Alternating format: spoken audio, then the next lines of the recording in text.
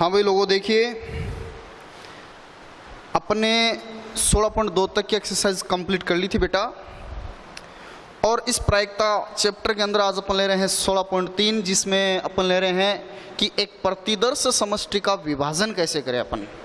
आपको एक किसी प्रेक्षण की प्रतिदर्श समष्टि मिलेगी और वो n इवेंट्स में, n घटनाओं में विभाजित होगी, तो उसके विभाजन से रिलेटेड अपन कुछ बातें पढ़ेंगे, जिसमें फर्स्ट अपन लेंगे कि संपूर्ण प्रायिकता प्रमेय, एक प्रतिदर्श समष्टि का विभाजन, partition of a simple space, और जिसमें लेंगे थ्योरम ऑफ टोटल प्रोबेबिलिटी, संपूर्ण प्रायिकता प्रमेय, और एक लेंगे अपन बेज थ्योरम।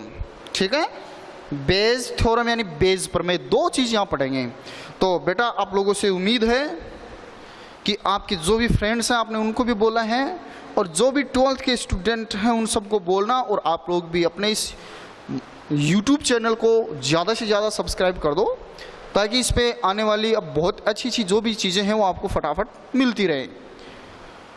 संपूर्ण प्रायिकता प्रमेय, थ्योरम ऑफ टोटल प्रोबेबिलिटी, और इसके अंदर देखना आप कि सपोज करो बेटा आपके पास किसी प्रेक्षण की ये एक सिंपल स्पेस है, यानी प्रतिदर्श समष्टि है, यानी अपने को एक प्रेक्षण किया। प्रेक्षण का मतलब आप समझते हो, यानी आपने किसी का भी ट्रायल लिया, कोई भी वस्तु ऐसे पासा सिक्का जो भी आपके पास है, बैग में से गेंद निकालना, क्लच में से गेंद निकालना, कुछ भी मतलब आप जो कर रहे हो ट्रायल, उस ट्रायल के दौरान आपको जो भी रिजल्ट्स आए प्राप्त होंगे उन सब का समुच्चय प्रतिदर्श समष्टि कहलाती है। ठीक है, तो ये मान लो कि अपने कोई एक ट्रायल की, कोई एक प्रेक्षण किया, और उसके अंदर आने वाले सभी जो अवयव हैं उनका अपने ये डायग्राम एक समुच्चय बना लिया वेन आरेख से। तो ये अपने पास किसी प्रेक्षण की एक प्रतिदर्श समष्टि है S। क्लियर? अब सुनना मेरी बात, ये प्रतिदर्श समष्टि मान लो n घटनाओं में विभाजित है, यानी इस प्रतिदर्श समष्टि में कितनी घटनाएं घटित हो रही हैं ये अभी अपने को पता नहीं है। अगर प्रेक्षण दिया हुआ हो कि आपने एक पासा उछाला और उस पे पहली घटना ये घटित हो रही है, दूसरी घटना ये घटित हो रही है, तीसरी घटना ये घटित हो रही है, ऐसे अगर आपको घटनाएं दे दे तो जितनी घटनाएं देगा अपन उस प्रतिदर्श समष्टि को उतने भागों में बांट लेंगे।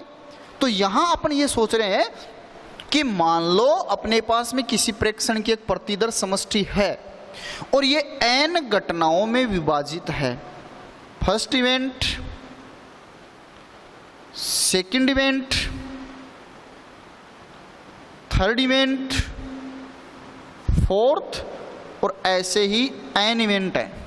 यानी ये इतना इतना जो भाग है, इसमें जो अवयव हैं, इसको मैंने एक घटना मान ली, इसको दूसरी, इसको तीसरी, इसको चौथी, ऐसे इसमें जितनी घटनाएं आपको दे रखी है वो अपन ले लेंगे। अब बेटा आपके पास कोई एक ऐसी घटना होगी, इन सब को छोड़कर एक अलग ही एक ऐसी घटना होगी जो इन सब से रिलेटेड होगी, जिसको अपन कह सकते हैं कि वो इन सब के संगत होगी। क्लियर?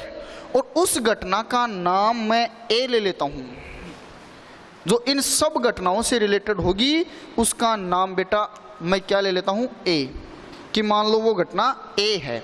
अब देखना बोर्ड पे ध्यान से आप,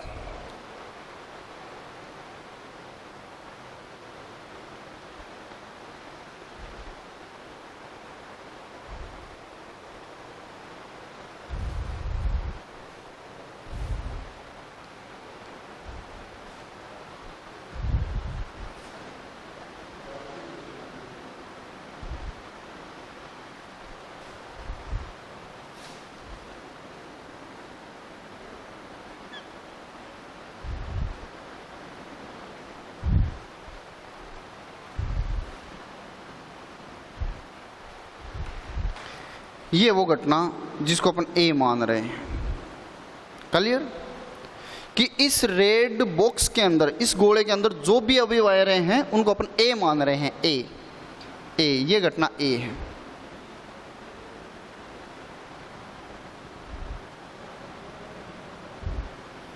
ये पूरा जो मान है इसका, ये घटना ए है। तो देखो ये सबसे रिलेटेड है, यानी इस घटना ए में जिन मानों की बात करेगा वो सब में मिलेंगे आपको, जितनी घटनाओं में आपने इसको सिंपल स्पेस को विभाजित किया है। अब सुनना मेरी बात, मुझे अगर इस ए की संपूर्ण प्रायिकता ज्ञात करनी हो तो मैं कैसे करूंगा? देखना, ये ए है ना बेटा, ये क्या है कि ये सिंपल स्पेस, ये प्रतिदर्श समष्टि जितनी घटनाओं में विभाजित है उन सब का जो कॉमन हिस्सा है वो इस E1 और A इन सब का जो कॉमन हिस्सा है वो जुड़ता जाएगा और घटना A की संपूर्ण प्रायिकता बनती जाएगी। देखना कैसे, मुझे घटना A की संपूर्ण प्रायिकता ज्ञात करनी है, total probability of event A ये ज्ञात करनी है। तो देखना सबसे पहले ये भाग है इसका, इसको जोड़ेंगे और ये जो पार्ट है वो E1 और A इनका इंटरसेक्शन है तो इसकी प्रायिकता, प्लस फिर ये पार्ट जुड़ेगा और ये क्या है, ये E2 और A इनका इंटरसेक्शन है। ऐसे ही फिर ये पार्ट जुड़ेगा, ये क्या है, ये E3 और A का इंटरसेक्शन है। ऐसे फिर ये पार्ट जुड़ेगा, ये क्या है, ये E4 और A का इंटरसेक्शन है।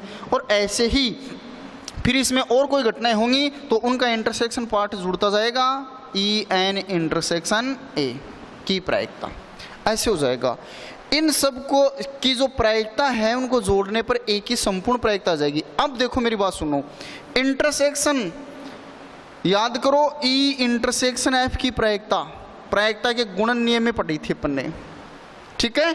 और इसका मान अपने कैसे निकाला था, तो देखना अगर मैं ये लेता हूं कि F की प्रायिकता इंटू E बटा F की प्रायिकता, तो इसका मतलब तो ये हुआ कि पहले घटना F घटित तो हो चुकी, उसके बाद में घटना E घटित हो रही है, तब तो अपन ये फॉर्मूला ले लेंगे। अगर पहले घटना E घटित हो चुकी उसके बाद में F घटित हो रही है तब अपन ये फॉर्मूला काम में ले लेंगे। तो यहाँ देखिए, यहाँ E1 और A दो घटनाएं हैं, इनके लिए भी दो फॉर्मूले काम में आएंगे कि या तो PE1, देखना या तो अपन इसको लिखे PE1 इंटू PA बटा E1, या अपन इसको लिखे PA इंटू PE1 बटा A। इन दोनों में से कौन सा आएगा, तो देखिए इसका मतलब यह हुआ कि पहले घटना A घटित हुई उसके बाद में E1 घटित हो रही है, और इसका मतलब पहले E1 घटित हुई उसके बाद में A घटित हो रही है। तो बोलिए पहले कौन सी घटित हुई है, E1, उसके बाद में A घटित हो रही है। तो ये आ जाएगा बेटा। फिर ऐसे इसमें देखो पहले E1 फिर A, पहले E2 फिर A, तो इसको लिख देंगे PE2 इंटू PA बटा E2 plus PE3 into PA बटा E3 प्लस डेस डेस डेस PEN इंटू PA बटा EN, ऐसे आ जाएगा। अब इसमें अगर ये प्रतिदर्श समष्टि केवल 3 ही घटनाओं में विभाजित है तो घटना A की संपूर्ण प्रायिकता यहाँ तक आ जाएगी। 4 में है तो एक और आ जाएगा आगे, 5 में तो उससे आगे एक और आ जाएगा। 2 ही घटनाओं में विभाजित है तो A की संपूर्ण प्रायिकता यहाँ तक आ जाएगी।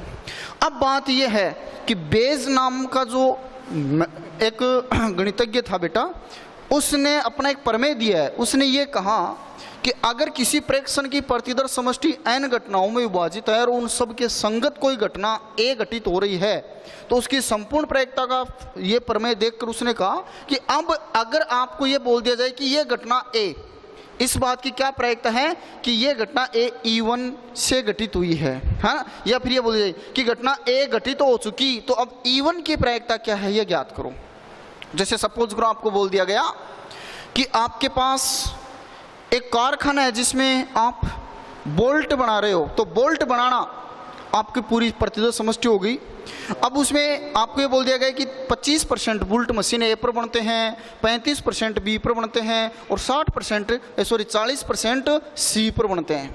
25% ए पर, 35% बी पर और 40% सी पर बनते हैं बोल्ट। तो बोलिए पूरा बोल्ट बनने का 3 भागों में डिवाइड हो गया, तो वो 3 घटनाएं हो गई।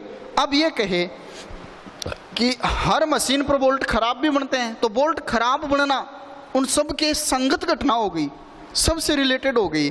और आपको ये बोल दिया कि बेटा बोल्ट बना दिए गए हैं, आपने बोल्ट के ढेर में से एक बोल्ट उठाया और वो खराब पाया गया, यानी घटना A घटित हो चुकी है आपके सामने, बोल्ट त्रुटिपूर्ण आ गया।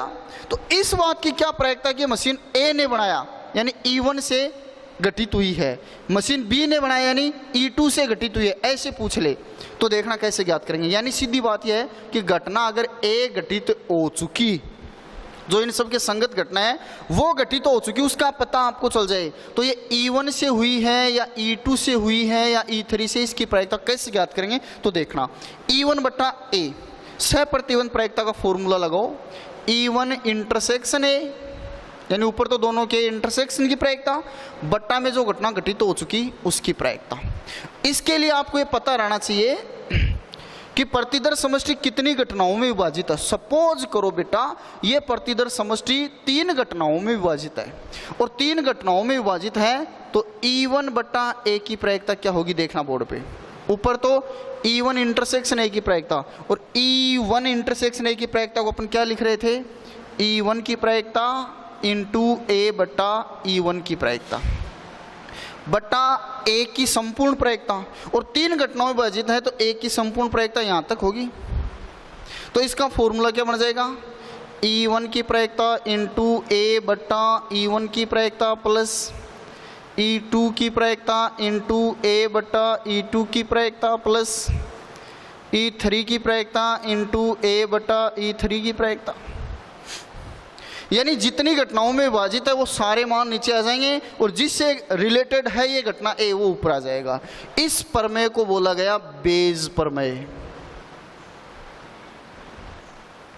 इसको बोला गया बेज प्रमेय। अब अगर आपसे कहे कि इन्हीं 3 घटनाओं में E2 बटा A की प्रायिकता, यानी घटना A घटित हो चुकी, इस बात की क्या प्रायिकता कि E2 से घटित हुई है, तो अब ऊपर किसका मान आ जाएगा, E2 का, PE2 इंटू A बटा E2, और बट्टा में ये तीनों मान आ जाएंगे। क्लियर, ये है बेज प्रमेय। तो अपने संपूर्ण प्रायिकता का प्रमेय और बेज प्रमेय बेटा दोनों पढ़ लिए हैं। आप इन दोनों को अच्छे तरीके से याद कर लेना, उसके बाद में मैं आपका स्टार्ट कर दूंगा एग्जाम्पल वगैरह। ठीक है, थैंक यू।